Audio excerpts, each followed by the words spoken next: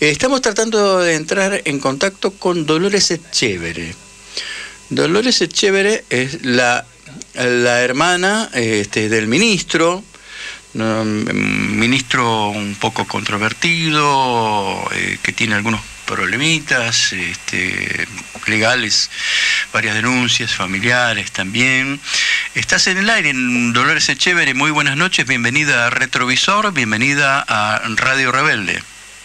Hola Enrique, ¿cómo estás? Buenas noches. Muchas gracias por atendernos, Dolores. No, por favor, por favor. Dolores, ¿por qué no nos pones un poquito en autos, dirían los abogados, de cuál es tu situación con el ministro, con tu hermano? Bueno, en realidad, si bien claro es mi hermano, en realidad la relación formal con la que me une a él es que yo soy socia en las mismas empresas de la que es él, ¿no? Que son diferentes sociedades anónimas a través de las cuales, somos socios, que es indistinto de que sea mi hermano u otra persona. Claro. Porque inclusive hay en algunas de las sociedades hay otros socios que no son mis hermanos, ¿no? Que no es mi hermano. Claro. Entonces, esto primero me gusta siempre aclararlo, porque no es una cuestión familiar ni subjetiva, es una cuestión absolutamente legal y de responsabilidad civil y penal que uno tiene ante el Estado como sociedad anónima. Entonces, al yo ver diferentes maniobras de fraude, evasión impositiva, lavado de dinero, cuentas en el exterior, lógicamente, no omito y comienzo a denunciar, primero internamente, decir, bueno, señores, esto así no se puede hacer, esto no corresponde. Claro, porque aparte de todo eso te salpica.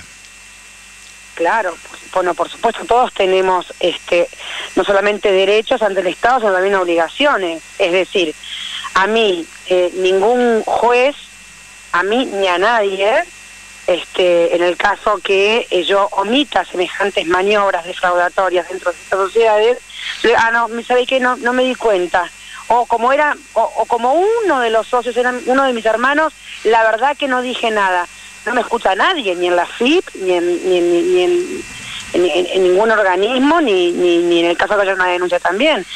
Entonces, ahí fue cuando yo comencé a no solamente oponerme dentro de las asambleas a cada decisión que tomaban por mayoría, decisiones defraudatorias, reitero, no solamente hacia mí, sino hacia el Estado, que comencé a denunciarlo en los tribunales de justicia. Todo, la primera etapa, la típica chicaneada haciendo referencias a las cuestiones de género, que si las mujeres, o sea, una bajeza total, hasta que, obviamente que las denuncias tomaron cuerpo. Parece así que hay 22 causas en el fuero civil y comercial, y penales muchísimas también, sobre todo por créditos desviados, y etcétera. Ha sido un largo camino que continúa hoy, muy duro, pero soy una persona,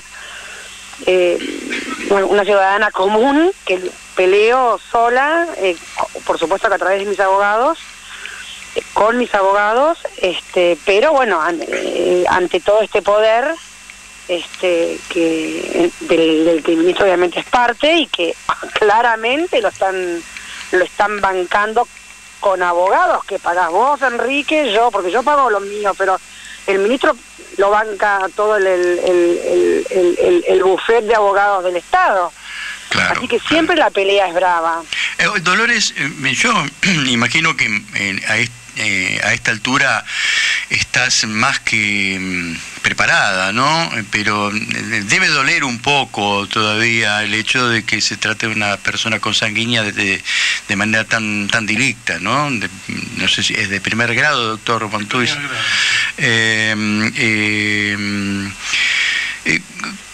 ¿Vos cuándo pensás que comenzó en la historia familiar esta división? Es decir, yo me voy para el lado de la especulación, de la estafa, etcétera, que imagino que nunca fue lo que generó a la empresa, ¿no es cierto? Yo imagino que las empresas se generan con intenciones legales, ¿no? Virtuosas, claro. Claro, virtuosas y principalmente que terminen salpicando a otros familiares, ¿no? ¿Vos pensás que es algo nuevo? ¿Es un quiebre psicológico por algún motivo? ¿O cómo lo ves? Bueno, en realidad mi familia siempre estuvo, mi familia con los dos, mi familia es de Entre Ríos, nosotros somos de Entre Ríos originariamente y seguimos ahí con nuestras empresas. Siempre, bueno, mi bisabuelo fue gobernador, mi abuelo también siguió siendo, siempre fue ligado mucho a la política. Personalmente, siempre, bueno, lógicamente viviendo allá, fui testigo inevitable de cuestiones, pero siempre lo que se refería a mi abuelo o a mi padre, siempre eran, si bien a mí mucho la política nunca me atrajo, siempre veía que bueno, que no eran aguas muy mansas, que digamos, pero claro. El quiebre, haciendo referencia a lo que vos decís, el quiebre fundamental fue cuando, y lo que es a mí lo que me involucra directamente, es la muerte de mi padre, que al morir mi padre, lógicamente yo quedo socia natural de mis hermanos. Sí, sí. Y ahí hubo como un comienzo, ahí empezó la fiesta, ¿no es cierto? Entonces, eso, y de la mano, absolutamente de la mano de la política del actual gobierno, que tratan de captar, y así fue, para tratar de ganar en Entre Ríos, entonces tenían como candidatos, bueno, el actual ministro, otro hermano mío. O sea, claro, empezó una fiesta, el despropósito, el desgobierno, el todo vale. Entonces yo diciendo no, todo el tiempo a las maniobras que yo soy testigo y que ya denuncié claramente ante la justicia. No solamente ante la justicia, sino también ante la Procuraduría de Criminalidad Económica y Lavado de Activos, la PROCELAC. También ahora hay 2 denuncias en el Juzgado Federal número 5 de Giorgi, acá en Buenos Aires, porque también ha llegado hasta Comodoro Pi todo, ¿entendés? Correcto. Hay una jueza que, por lo que yo estuve leyendo, se quedó con mucho miedo y renunció, ¿verdad? A presiones. Sí, ahí es la ley la ley del maltrato en Entre Ríos y sobre todo del ministro, claramente. La ley del maltrato. Yo tengo, por ejemplo, mi abogada en Paraná que es muy valiente, y cada vez que hay una asamblea o una mediación de esas típicas, típicas no las o sea, correspondientes al proceso juicios, proceso normal de los juicios, y entran a las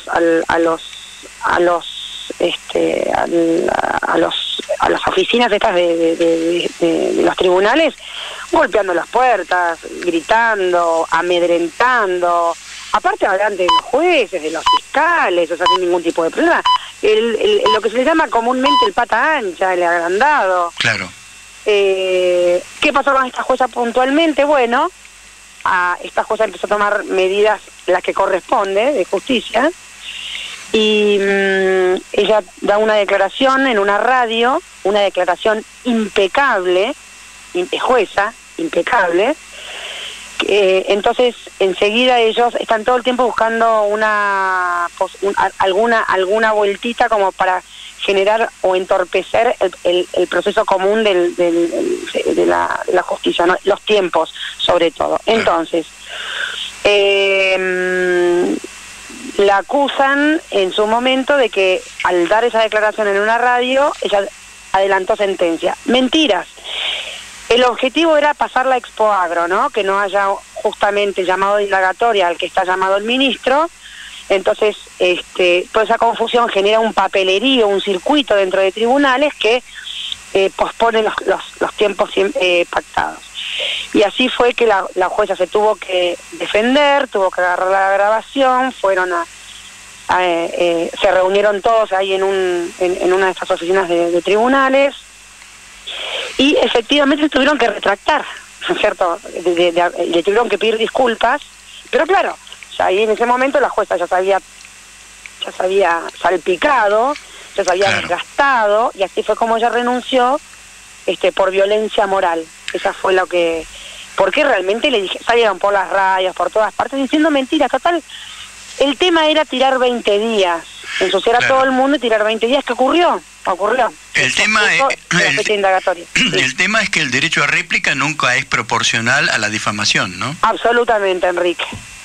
Primero es el escándalo, porque es una jueza, o etcétera, etcétera, y después queda como, algunos se enteran, ¿no es cierto?, de que hubo un resarcimiento, un reconocimiento, pero es el juego sucio. Yo ya conozco todo esto. Es un juego sucio, bajo, doloroso, porque veo como nuestro presidente sostiene y avala y ampara, porque me consta que sabe todo esto. Inclusive el miércoles pasado estuve en la oficina anticorrupción porque hice una denuncia de una diferencia que hay entre dos declaraciones juradas del ministro de 26 millones de pesos. Claro. Entonces, casi nada. Fui, me presenté, me llamaron, me citaron, dijeron, señora, dígame, estos 26 millones... Bueno, se los expliqué.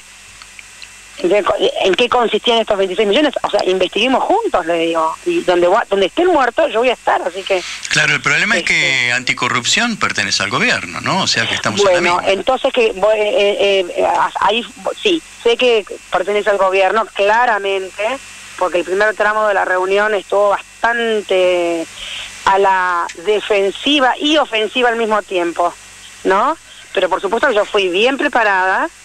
No voy a hacer una semejante denuncia si no tener en claro. Son dos declaraciones juradas. Una, la realizada a la FIP, nada más ni nada menos. Y la otra es una declaración jurada realizada ante la Oficina Anticorrupción. Entre esas dos declaraciones juradas, 26 millones de pesos de diferencia. Yo le decía al señor que me atendió, dígame, explíqueme un poquito, ¿me entiende? Por lo menos investigue. Por supuesto que se defiende, bueno, mire... Todos los días voy a venir, todas las semanas voy a venir a tocar la puerta hasta que quede clara estos 26 millones de pesos. ¿A qué corresponden? Lo positivo es que la Oficina Anticorrupción, como no es una papa caliente, es un muerto que tienen ahí adentro. Claro. Ya lo derivaron al Juzgado Federal número 5. Dolores... Así que no lo cajonearon, es una buena noticia, no lo cajonearon. Dolores, sin duda sos una mujer muy valiente, estás enfrentando una lucha prácticamente en soledad. ¿Sentís miedo?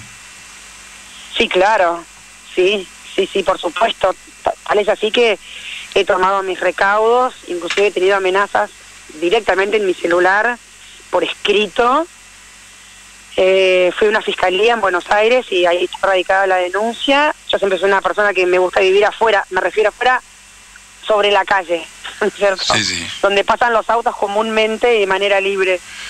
Y bueno, y tuve que vivir, como siempre digamos yo, intramuros, que estoy muy bien, o sea, quiere decir, no es que por las dudas digo, mis vecinos son muy agradables y gente muy buena, pero es otro sistema de vida la que tuve que adoptar por una cuestión de seguridad. Tuviste que cambiar tu vida. El doctor Federico Bontius, que es abogado penalista, te quiere hacer una pregunta, ¿puede ser? ¿Cómo no? Por supuesto. Dolores, buenas noches. Buenas noches, doctor. Un gusto conocerte. Bueno. Te hago una preguntita. Estas sociedades, ¿se repiten los nombres de los socios? ¿Cuáles son los cargos que se le imputan al ministro? Bueno, siempre, como están, ellos han confundido, a ver, todas las transacciones, las maniobras, fueron vinculando una sociedad con otra, ¿no es cierto? Es decir, toman créditos de una sociedad anónima que se dedica al campo y lo derivan a una sociedad anónima que es el dueño del diario, por ejemplo, ¿no es cierto? Entonces, ahí todo el tiempo van cambiando los cargos, y hay una cuestión muy confusa, por supuesto, absolutamente denunciada y ya se ha deducido eso, que se ha trabajado, mira lo que la palabra que digo, las maniobras se han hecho sobre la base de actas de directorio falsas. Caramba.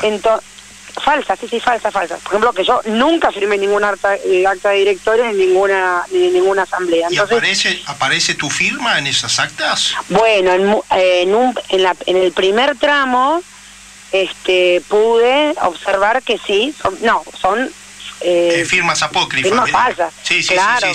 O sea, habría una falsedad real, una falsedad ideológica, y también podría haber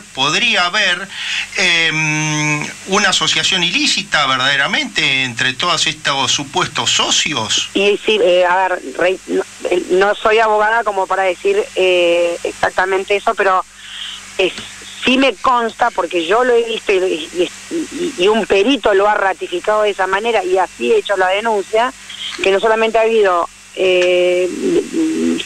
firmas falsas mías, sino también firmas falsas de mi padre después de muerto. O sea, claro, caramba. Entonces, una cuesta arriba que no se imaginan. Te hago una pregunta difícil, porque te veo una persona con una estructura moral bastante diferente, ¿no? ¿Cómo asimilás esto de que el ministro sea un hombre que, sin necesidad, ¿no?, porque estamos hablando de monedas, tenga esclavos en sus campos? No, directamente ni lo percibe. No, vos le estás dando una entidad a esta pregunta, ni lo percibe, ni se acuerda, ya no se acuerda. ¿Dónde están los Cornejo? Los Cornejo son los hermanos, sí, que vivieron 38 años dentro de uno de los campos en estado total de esclavitud, que esa denuncia no la hice yo, a su vez, porque yo hice las que hice, pero esto lo hizo el mismo Estado, que fue un poco de casualidad, se lo encontraron porque fueron a fiscalizar una cosecha, y agarraron a un peón y le dijeron, ¿necesitan algo? Les dijeron los del Renatea, y el peón desde arriba de un caballo le dice, en realidad creo que los que más necesitan son aquellos, y lo señalaron desde a lo lejos, como a 300 metros estaban los Cornejos, y ahí la denuncia surgió de ahí, pero no, y así quedó. Ahí están, nadie sabe dónde están esas dos personas. No están ubicables ahora. Pregunten dónde están los Cornejos y van a tardar un buen rato en encontrarlos. Mucha gente me lo pregunta, pero yo le digo, no sé dónde están, tendré que agarrar un auto y salir a campearlos, no sé. Dolores, ¿qué perspectiva le ves desde tu punto de vista a todo esto? Yo creo que ahora está en el fraude, está en el muerto que hay acá adentro. Le recuerdo, perdóname, te interrumpo para esto, le recuerdo a la audiencia que estamos hablando con Dolores Echevere, hermana del ministro Echevere, ¿no? Decime ahora entonces, Dolores, por favor. Sí. Bueno, hablamos de la perspectiva. La perspectiva, en este momento, bueno, hasta donde yo sé, inclusive en la misma Oficina Anticorrupción, para no es una piedra en el zapato del ministro, es realmente un gran peso en este momento. Pero claro, no conviene debilitar aún más a un gobierno como el que está en este momento tan debilitado, ¿no es cierto? Claro. Así que lo tienen ahí medio... en el freezer, digamos. Claro, ¿viste? No saben muy bien qué hacer, si es la rural, aparte del tema del bono de la rural.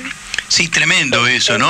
Vergonzoso, realmente. Ahí está. ¿Viste? ¿Le hace falta dinero a tu hermano? ¿Le hace falta dinero a tu hermano? No, pero por favor, a ver, ahí está el punto. Este es un ejemplo, a mí me lo habían preguntado también.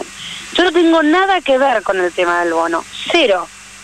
Y ahí señalo como un ejemplo externo a mis denuncias. Donde hay una caja, hay una porción que con una maniobra generalmente al filo entre lo blanco y lo negro, se manda en una de esas saca algo y lo sacó, 500.000 pesos. Que no son 500.000 pesos porque terminaron siendo 1 millón. Caramba. Entonces, un disparate, que ya está clarísimo el disparate, así que... Que puso en su obra inclusive la propia institución porque no todos estaban de acuerdo con eso. No se podían oponer porque... Ahí está la presión que generalmente ejerce, le da con todo, avanza, 500, 700, 840, cualquier cosa, es una caja, trata de hacer algún zigzagueo como para quedarse con un poco de efectivo en el bolsillo. De ahí para arriba todos los colores de ejemplos. Y yo no tengo nada que ver con el tema de la rural, ni voy, ni los conozco, ni nada. Les torció el cogote a todos, ¿viste? Como diciendo, como diciendo lo que quedó en claro y lo que la misma Oficina Anticorrupción dijo. Quedó como una dádiva. Entonces, sí, inclusive muchos directivos lo relacionaron de esa forma, que habían sido coaccionados, que no estaban de acuerdo, pero no podían decir que no, porque estaban hablando con el futuro ministro. Dicho por ellos mismos. Y interpretado de esta manera por la Oficina Anticorrupción de manera directa, una sentencia que todavía sigue trabajando el tema en lo de Di Giorgi, ¿no es cierto? En lo de Giorgi, no sé si es Di Giorgi o Giorgi. Así que así hay, pero pero cara de piedra, increíble, sigue adelante con 22 juicios, todos enterados que tienen los 22 juicios, le debe al Estado, le debe a la sociedad. ¿Y qué lectura haces de los medios de comunicación, Dolores? Yo lo que observo sobre eso, por lo menos a partir de mi experiencia, ¿no?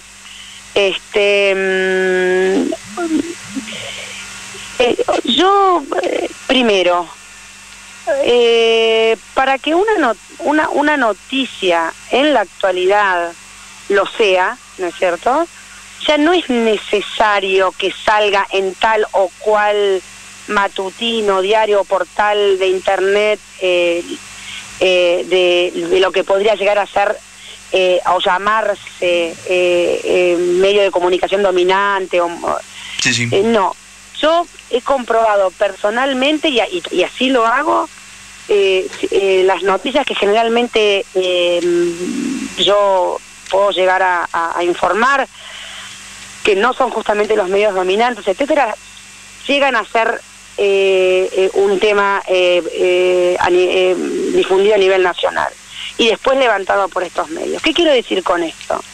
Hoy en día, con todo el tema de internet y el nuevo juego que significa informar a través de los medios de comunicación, hasta los celulares, la movida es otra, cosa que lo veo muy positivo porque queda en claro qué medio está comprado por el poder de turno o no, ¿no es cierto? Actualmente, si la noticia del ministro que tiene una diferencia de 26 millones de pesos entre dos declaraciones juradas, una en la FIP y la otra en la Oficina de Corrupción, le pone en el diario de La Nación. Sí, digamos, trazando una comparación odiosa, pero comparación al fin. Y nada menos. Amado Vudú estuvo preso por algo por un valor muchísimo menor, ¿no? Por un autito Suzuki. Entonces, esos chiquititos, ¿viste? Sí, que de antes, creo que año 84. Dolores, ¿hay algo que te quede en el tintero que quieras decir? No, ya hablé mucho. Ajá. Muchas gracias. Bien. No, al contrario, nosotros estamos muy agradecidos, sabemos que este es un tema muy duro para vos, para hablarlo, sabemos que no das entrevistas normalmente, y entonces te agradecemos muchísimo esta comunicación. Lo nuestro no es noticia, lo nuestro es información, que son dos cuestiones diferentes en la comunicación. Y creo que en términos de información lo que le has brindado a la audiencia es sumamente valioso, Dolores. Bueno, Enrique, muchísimas gracias. Y bueno, Estamos a disposición, cualquier cosa, ¿Cómo no? Nosotros estamos para informar. Cómo no, muchísimas gracias y les mando un abrazo. Un abrazo para vos también. Bueno, hasta luego. Hasta luego, hasta luego. Adiós. Bien, hablamos con Dolores Echevere, hermana del ministro Echevere, haciendo declaraciones muy duras. Bueno, hemos tratado de ser los más respetuosos posible, pero creo que fue clara, ¿no, Dolores? Sí, puso cada punto en su lugar, fue muy específica, definió los actores como tenía que definirlos. Le devolvemos los tiempos a Nicolás Caruelo, que lo tenemos acá prisionero de la nota, Nico. AM 740. Radio Rebelde. Alta Radio. AM 740. Radio Rebelde. Alta Radio. Volvemos con Retrovisor y bueno, mientras Enrique, el jefe de esta pandilla, está haciendo de productor, buscando la comunicación, vamos a profundizar con el compañero Bontius, el doctor Bontius, sobre los matices que tuvo en esta entrevista que tuvimos con Dolores y sobre los matices específicamente legales que se podían extraer sobre las denuncias que ella hace. Sí, básicamente es un cúmulo de delitos y un concurso, lo que se llama un concurso de delitos, que si estuviéramos en otro momento estaríamos frente a uno o más detenidos, ¿no? Porque podríamos encontrar una asociación ilícita, podríamos encontrar falsedades reales, que son el estampar una firma de una persona que está muerta, como el padre, o la de ella, que seguramente en un cuerpo de escritura no ha surgido del puño de ella, pero también deben haber también falsedades ideales, es decir, la introducción de ciertas cuestiones en los instrumentos, las cuales no se condicen con la realidad, que son estos desvíos de fondos de una sociedad hacia otra y así en un circuito, digamos, vicioso y delictual, ¿no? Claro, pero esa es la mecánica, digamos, este gobierno está enmarcado dentro de una modalidad, todos tienen paraísos fiscales, guaridas fiscales. Modalidad delictiva, digámoslo, claro, con todas las palabras. Es una modalidad delictiva, pero que está atravesando, yo te diría, una cultura global. Sí. Que, ojo, que sea global no lo valida. Como decía el viejo dicho, ¿te acordás? Sí. Coma mierda, millones de moscas no pueden equivocarse. Claro. Y acá estamos en esta historia. Están inscriptos en esto de las sociedades que son como mamushkas, en las cuales se derivan activos y pasivos unas y otras para evadir no solamente impuestos, sino ejercer ilícitos contra partícipes de una sucesión.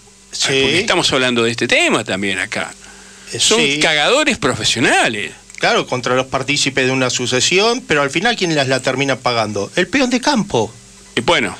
El caso Carrefour es un caso muy notorio, ¿no? ¿Quién la termina pagando? La van a terminar pagando los empleados, el pato de los malos negocios de Carrefour. Y habría que investigar, en el caso de Carrefour, también el vaciamiento de la empresa y el desvío de fondos hacia la casa matriz y cómo les han permitido fugar las cantidades de dinero que les han permitido fugar, y ahora el jamón del sándwich seguramente van a ser los trabajadores, ¿no?